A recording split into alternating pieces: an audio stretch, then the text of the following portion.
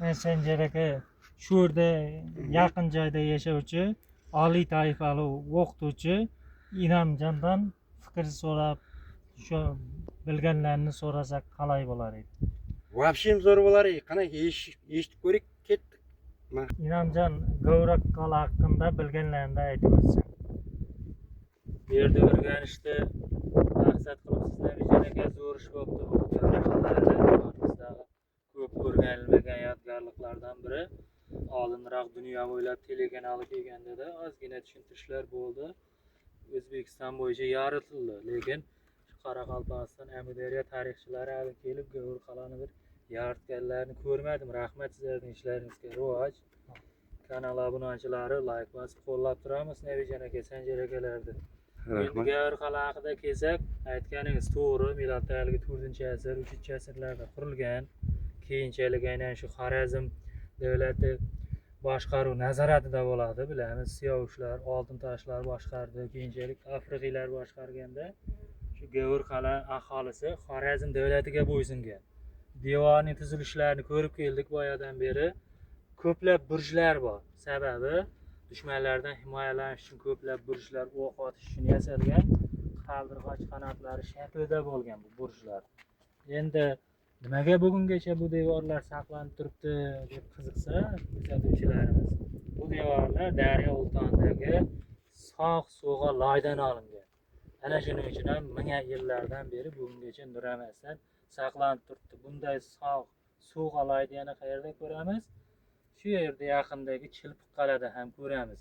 Daryoning suvlariga yuvilgan sog' so'g'a loydan qurilgani uchun ham bizgacha yetib kelgan. Bu 4 burchak ko'rinishida bo'ladi. Ko'rinishi aynan G'ovur qalaning ichida aholi yashab, daryo bo'yida baliqchilik qiladi, ichida chorvachilik, hunarmandchilik bilan shug'ullanib kun kechiradi.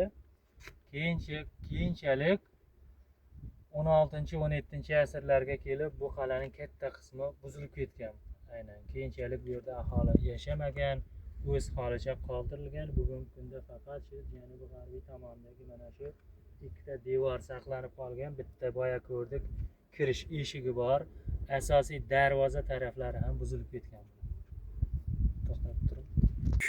Bu yerda yana bir manbalarda aytiladi, suv, chuchuk suv olib kelish uchun ham suv tarmoqlari bo'lgan degan manbalar bor. Ham keng ma'lumotlar. To'g'ri aytib o'tdingiz Nabijon aka. Biz shunday suv olib keladigan quvurlarni Rimdan bilamiz. Darsliklarda akveduklar qurilganligini, o'rta asrlarda tozalik yoki ichimlik suvi bilan ta'minlash Xitoyda yaxshi yo'lga qo'yilganligini bilardik darsliklardan. Lekin G'ovur qalada shunday ish bilan shug'ullanganligini aynan shu bugun ma'lumotlarni to'plashda bilib oldik. Demak, daryodan chuchuk suvni olib kelish uchun suv tarmoq yo'llari ishga tushirilgan. Aholi qal'adan chiqmasdan shu yo'llar orqali suvni to'g'ridan-to'g'ri qal'aga olib kelish yo'lini o'ylab topgan o'sha davrda. Budam ulkan katta sivilizatsiya yutuqlari. Qadimgi Xorazm sivilizatsiyasining katta yutuqlari. To'g'ri. Ana tushirmayapti. Aytib ketish kerak. Nabijon aka, bu G'ovur qalamiz o'rganilganmi, ko'rib chiqilganmi? Shu savol. Zo'r savol berdingiz. Bu yerda Xorazm ekspeditsiyasi avval faoliyatini ko'rsatib boshlagan 1900 boshlig'ida, keyinchalik bu yerda G'ovur qala o'rganilgan 1951-52 yillarda o'rganilgan. Raport kelgan, yana bir qancha rus olimlari kelib o'rgangan. Bu yerda hozir Qoraqalpoq arxeologlaridan biri G'ayretdin Xo'janiyazov ham aytib o'tib ketgan. Buning qurilishi haqiqatdan ham milliondan avvalgi 4-3 deb aytib o'tib ketgan. Haqiqatdan 2000 yillik tarix ekanligi ma'lum bo'ldi bu G'ovur qala qurilishi. Mana G'ovur qala haqida bilganlarimizni aytib o'tdik. Obuna bo'ling, like bosing. Yanada keyingi videolarda boshqa yodgorliklar haqida ma'lumot berib aytib o'tib ketamiz. Bu yerda Sanjar akadan aytadi. Toza videolardan qo'yib boramiz, shunday ma'lumotlarni tushirib boramiz.